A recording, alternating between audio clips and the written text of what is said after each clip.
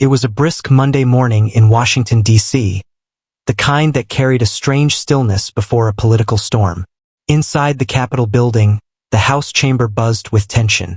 The agenda was packed, but one topic loomed larger than anything else. The controversial oversight bill aiming to restrict federal funding to certain intelligence programs suspected of overreach during the previous administration. Speaker Mike Johnson, calm yet firm, sat at the helm. His steady voice and composed demeanor had earned him quiet respect, even from some who opposed him. But today wasn't a day for calm waters. Today was going to be a war of words, and one of the fiercest debaters on the floor, Representative Jamie Raskin, was ready to light the match. Raskin, the outspoken Democrat from Maryland's 8th District, had always been known for his eloquence, his constitutional knowledge, and his unrelenting passion. To him, the bill represented a veiled attack on transparency and the very institutions that protected American democracy. "The Speaker is leading us into the dark," Raskin said during a pre-session press huddle. "This bill isn't about oversight. It's about obstruction. It's about suppressing the very truth Americans have a right to know." Meanwhile, Speaker Johnson sat in his office reviewing notes. He was aware of Raskin's plan to challenge the bill publicly and dramatically. Johnson wasn't intimidated. He had prepared for this moment for weeks.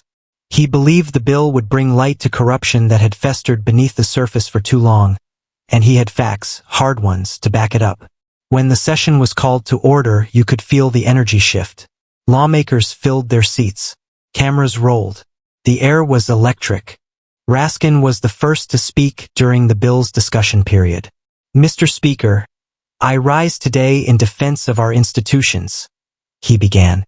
"This bill, under the guise of accountability, seeks to choke the very veins that pump truth into our republic. It weaponizes suspicion without evidence.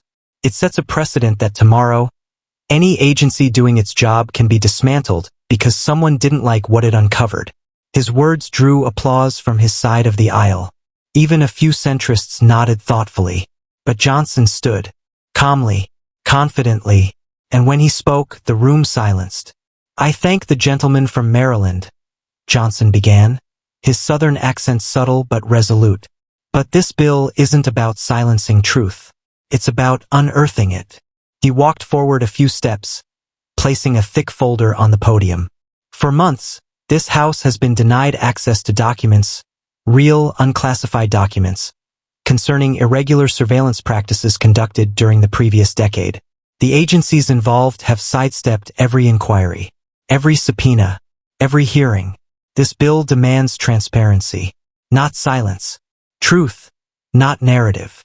He opened the folder and raised a document. "This," he said, "is an internal memo dated 2017. It details the unauthorized data collection of thousands of American citizens, some of them journalists, without probable cause. No warrant, no oversight." Gasps erupted. Raskin stood to object, but Johnson held his ground. "I'm not done, Congressman." For the first time in a long while, Raskin was thrown off balance. "This bill mandates an independent commission with bipartisan oversight to review these cases. It doesn't dismantle intelligence operations, it cleanses them of political misuse. This isn't an attack on democracy, Mr. Raskin, it's a defense of it." The Speaker's voice never wavered. He wasn't just delivering a speech, he was delivering a reckoning. Raskin tried to interject, but the chamber was no longer leaning his way. The Democrats were unsettled. The independents looked stunned. Even some of Raskin's usual allies avoided eye contact. It wasn't just that Mike Johnson had spoken, it was what he had revealed. Jamie Raskin was rarely shaken. A constitutional scholar, a former professor, and one of the sharpest minds in Congress, he had gone toe-to-toe with opponents far more intimidating than Mike Johnson. But this was different. As Speaker Johnson held the 2017 memo high like a dagger of truth, murmurs rippled through the chamber. Even members of the press, who typically whispered amongst themselves during heated debates, were now glued to every word.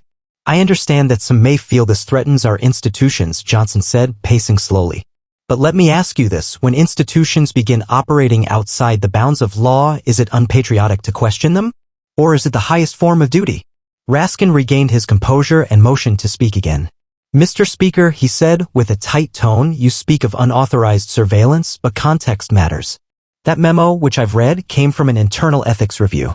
It also included recommendations for reforms, many of which were implemented. What you're doing here is cherry-picking history. Johnson didn't flinch. No, Congressman. What I'm doing is showing the American people what they've never been allowed to see. You say reforms were implemented. But what happened to the officials responsible? Not a single one was disciplined. Not one removed. And some of them were even promoted. He tapped the folder again. There are over 300 pages here. Whistleblower reports. Internal emails. Notes from secret meetings. I intend to make them public unless this House votes to suppress the bill, in which case I'll submit them as evidence in an open judiciary session. Now the room erupted, not just with murmurs but with audible gasps. Cameras zoomed in. Reporters typed furiously. Staffers along the walls exchanged wide-eyed glances. Across the aisle, several moderate Democrats shifted uncomfortably in their seats. Even Representative Jared Hall from Oregon, a staunch Raskin supporter, leaned toward his colleague and whispered something with a worried expression. Jamie Raskin stood again, his voice louder, more impassioned. This isn't how we govern, Mr. Speaker. You're waving documents like pitchforks in a public square. That's not justice, it's mob rule. No, Johnson said without raising his voice. Mob rule is when institutions operate in the shadows, immune from consequence, and the people are never told the truth. For a long beat, there was silence. And then something unexpected happened. Representative Marcia Keene, a Democrat from New Mexico known for her centrist views, stood up. I'm sorry, Jamie, she said, her voice wavering slightly. But I want to see those documents. A few heads turned sharply. Keene continued, if there's any truth to what Speaker Johnson is saying, the American people deserve clarity. I didn't sign up to protect bureaucrats, I came here to protect democracy. Raskin looked stunned. Keene had never broken ranks during a major vote. Ever. But the real shock came when Representative Luis Moreno, a progressive from California, also rose. I second that. Let's see it. No more secrets. No more games. It was turning into a mutiny, slow but gaining momentum. Johnson's calm delivery was doing what no shouting match could. He was convincing even his skeptics. Raskin tried once more to steer the narrative. Mr. Speaker, if you truly care about democracy, why not present these documents to an impartial third-party body for verification instead of grandstanding here? I'm glad you said that, Johnson replied, stepping back to the podium. Because the bill outlines that very measure. An independent, bipartisan review board will be formed. This isn't about vengeance. It's about vigilance. And just like that, the momentum had shifted. The truth, or at least a version of it, had begun to unravel. And the one thing no one in that chamber could ignore anymore was this. Mike Johnson wasn't bluffing. Outside the Capitol, the story had already hit the networks. News tickers lit up screens across the country. Breaking, Speaker Mike Johnson unveils documents alleging intel agency misconduct, bipartisan support forming. Cable news anchors, once skeptical of Johnson's agenda, scrambled to adjust their scripts. Across social media, hashtags like #TruthInTheHouse and #ExposeTheDeepState started trending. But inside the chamber, the most important battle was still being fought, not in sound bites, but in strategy. Jamie Raskin retreated to a private huddle with senior Democratic leaders. They knew what was at stake. If more defectors like Keene and Moreno jumped ship, the bill would pass. And if it passed, the documents would be reviewed by an independent commission and publicly disclosed. This could unravel years of counterintelligence policy, one advisor whispered. If even half of what's in there is real, it'll be political TNT. Raskin clenched his jaw. He wasn't afraid of the truth, but he was deeply aware of how weaponized partial truth could be in today's environment. And he wasn't going to let Mike Johnson spin the narrative unchallenged. Returning to the floor, Raskin raised his voice, not with anger, but with conviction. Ladies and gentlemen, the road to authoritarianism is always paved with good intentions. History teaches us that oversight, when politicized, can become persecution. This isn't a simple matter of transparency, it's a dangerous precedent. What's next? Dragging career analysts into public hearings for decisions made during classified operations? His tone resonated with the old guard. Several Democratic veterans nodded. But Johnson stood again. This time he didn't carry documents. He just walked forward, unarmed and unflinching. Mr. Raskin, I respect your passion. I respect your fear. But I refuse to let fear silence accountability. You ask what's next? I'll tell you. What's next is showing the American people that no agency, no office, and no badge is above the Constitution. He paused. The chamber was quiet once again. You fear politicization? Then let us take politics out of it. You and I can appoint the first 2 members of the Oversight Commission together, one from each side. Let the truth stand on its own legs. The offer stunned everyone. It was a strategic masterstroke. By pulling Raskin directly into the process, Johnson placed the weight of truth and responsibility squarely on both their shoulders. Raskin could no longer accuse the Speaker of a one-sided agenda. If he refused the offer, it would look like he had something to hide. If he accepted, he'd legitimize the investigation. The ball was in Jamie's court. He looked around, saw the eyes watching him, not just from his party, but from every corner of the room. The press. The public. His own conscience. He stepped forward. "I'll consider it," he said at last. "But only if there's a guarantee that national security protocols are strictly followed." "Done," Johnson replied instantly. A few Republican members began to clap. Slowly, a few Democrats joined. It wasn't thunderous applause, it was cautious. But it was real. Raskin turned and returned to his seat, visibly conflicted. He wasn't defeated, but he wasn't in control anymore. And then Speaker Johnson did something no one expected. He looked straight at the gallery where the public sat and said, "To every American watching this, left, right, independent, what happens next isn't about party. It's about trust. And if we lose that, we lose everything." The words hung in the air like a prayer. The session was adjourned for the day, but the war was far from over. The next 72 hours would determine whether Mike Johnson had sparked a revolution of transparency or opened Pandora's box. The very next morning, the Capitol was under a different kind of lockdown, not from threats outside, but from the information chaos spreading within. Mike Johnson's team, working overnight, began coordinating with legal counsel to prepare the first batch of the documents for the proposed bipartisan commission. True to his word, he drafted a formal letter and sent it directly to Jamie Raskin's office. But just as the Speaker's office began taking a victory lap, something unexpected happened. A sealed envelope was dropped anonymously at the security desk of the Capitol. It was marked only with 3 words: "For the Speaker." Inside was a handwritten letter and a thumb drive. The letter read, "Mr. Speaker, I've watched from the inside for too long. You're finally opening the door. But you've only seen part of it. What's on that drive will confirm everything and more. I don't want immunity. I want redemption. T." Johnson's team ran the drive through 3 separate secure systems before opening it. What they found stunned them.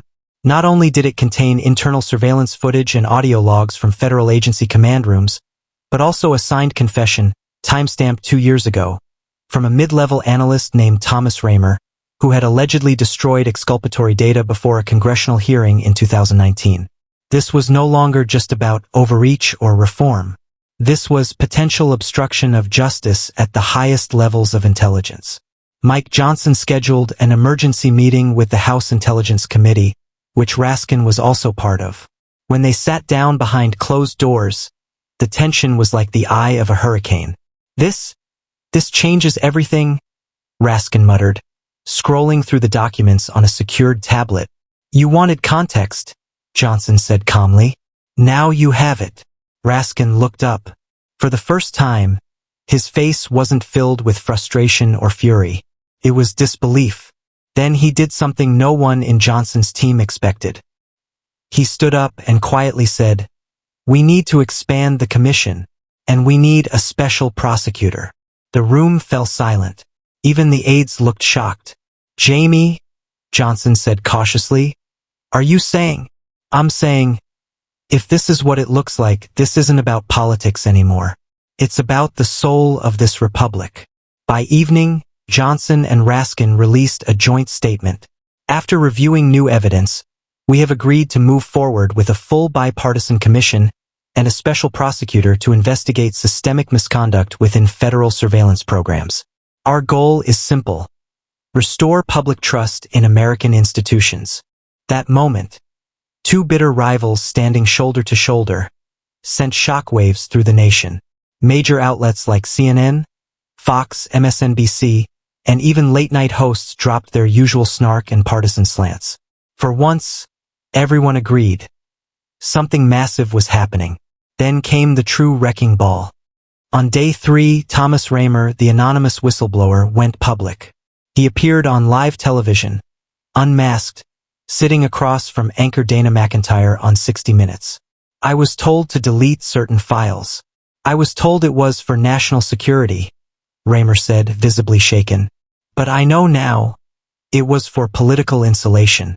We manipulated metadata, misrepresented evidence, and surveilled elected officials without proper warrants. This wasn't protecting the country. It was protecting careers. When Dana asked him what made him come forward now, Raymer's answer was chilling. Because I saw something worse being planned. And if the speaker hadn't opened this can of worms, I think it would have gone ahead unchecked. I couldn't stay quiet anymore. That night, the American public sat in stunned silence. Twitter exploded. Church groups, student campuses, veterans halls, everyone was talking. Suddenly, Mike Johnson was no longer just the Speaker of the House. He was the man who cracked the dam. By the fourth day, Washington, D.C.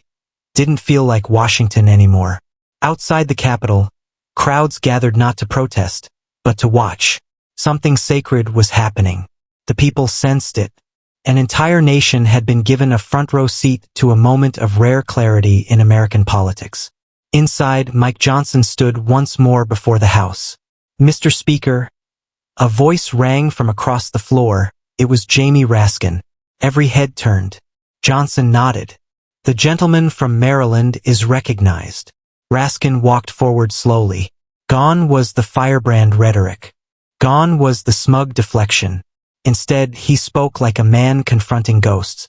For days ago, I accused this chamber of reckless behavior. I stand before you now to admit that I was wrong, not about my concerns, but about underestimating the seriousness of what was uncovered. He turned toward Johnson. To Speaker Johnson, I give credit where it is due. He took a risk. He broke ranks. He forced us to confront a truth that had been quietly rotting the core of our institutions. And for that, I thank him. The chamber erupted in gasps and then applause. Democrats, Republicans, independents alike. It was a moment of unfiltered bipartisanship, the kind the American people had been starving for. Later that day, a historic vote was held. The National Intelligence Integrity Commission Act passed 417 to 18. The few who voted against it were met with public backlash almost instantly. President Donald Trump, who had maintained strategic silence through the week, released a statement. Transparency is the currency of democracy. I applaud Speaker Johnson and the members of Congress who stood up for the American people. Let the truth shine through. But the story wasn't over. In fact, it was just beginning. The documents released to the commission revealed widespread abuses over the past two administrations, both Republican and Democratic. Surveillance without FISA warrants, internal memos labeling journalists as threat vectors, AI-powered data mining tools used without proper oversight. And most chilling of all, a draft directive that, had it been signed, would have authorized selective behavioral monitoring of elected officials under the pretense of national security. The American public erupted in outrage, but also in unity. Whistleblowers from multiple departments began stepping forward. A movement began. Thousands marched not against a party or a president, but in support of truth and oversight. They carried signs like, "The Constitution still matters. Accountability is patriotic." From Raskin to Johnson, we thank you both. Major media networks hosted joint town halls. Civics classes across the country were live-streaming House sessions. Voter engagement skyrocketed. Even Gen Z, often accused of political apathy, took to TikTok and Instagram in droves, spreading educational breakdowns of the documents and the case. And Johnson? He became a reluctant icon. He refused interviews for a week. When he finally spoke to the public again, he stood on the steps of the Capitol, flanked by Jamie Raskin and two newly appointed oversight commissioners, one from each party. "I didn't do this to be remembered," Johnson said. "I did this because we had forgotten who we are. This chamber, this building, this nation belongs to the people. Not the agencies. Not the donors. Not the loudest voices. The people." Then he did something no one expected. He held up his resignation letter. "I have accomplished what I set out to do. It's time for others to lead the next phase." Gasps. Shouts. Even tears. Raskin stepped forward, placed a hand on his shoulder, and said, "You earned your name in the history books. But you also earned the right to stay." The chamber at this time stood as one. Mike Johnson did not resign that day. He stayed not for power, but because the people asked him to. In the weeks that followed, the new commission began issuing its first reforms. Surveillance protocols were overhauled. Whistleblower protections were strengthened. Political weaponization of intelligence was addressed head-on. America, bruised but unbroken, stood at a crossroads. And thanks to one fiery standoff, one unexpected alliance, and one decision to expose the truth, a new era had begun.